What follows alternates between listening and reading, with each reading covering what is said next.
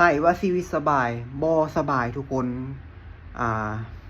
ทุกชีวิต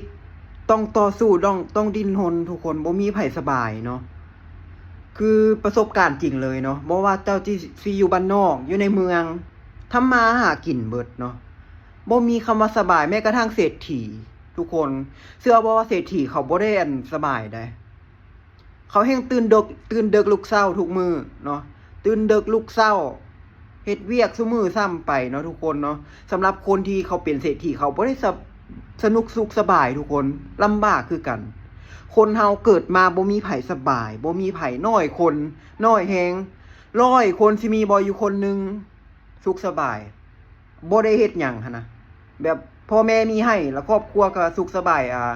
บ่มีหยังบ่มีภาระหยังล่ะหั้นนะน้อยแฮงที่จะมีแบบนั้นทุกค